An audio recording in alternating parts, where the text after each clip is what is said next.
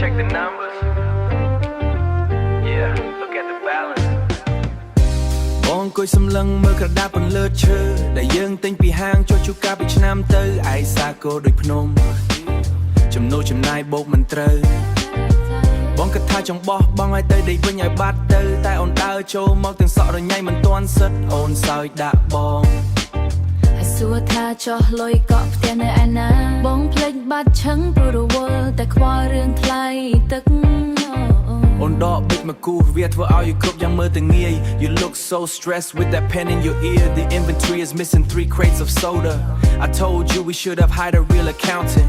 But you said we could do it in our pajamas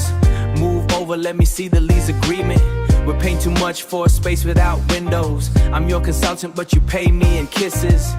And those stale crackers we found in the cabinet ទីប្រឹក្សាកំពូលច្រឡឹងទីប្រឹក្សាកំពូលច្រឡឹង You're my seal of everything messy ជួយដំផ្លឹងឲ្យបងមកវិញក្នុងដារៀងលេខ Smart and sweet keeping the lights on ទីប្រឹក្សាកំពូលច្រឡឹង Working hard ឲ្យ just ស្នេហ៍លៀនគ្នាក្នុងផែនការដ៏រញ៉េរញ៉ៃនេះ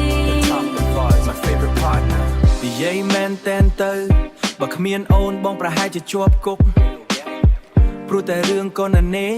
ដែលបងតែងតែធ្វើខុសរហូតអូនប្រាប់ថាកុំទិញអាវថ្មីចាំយកលុយទៅទិញ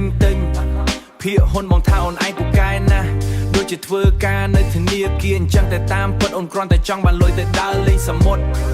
យើងឆ្លោះគ្នារឿងយសាទីផ្សាររហូតដល់បាយត្រជាក់តែចុងក្រោយអូនឈ្នះជានិច្ចព្រោះអូនឆ្លាតជាងបង10 ដងមែនតើទីប្រឹក្សាកម្ពុជារបស់បងទីប្រឹក្សា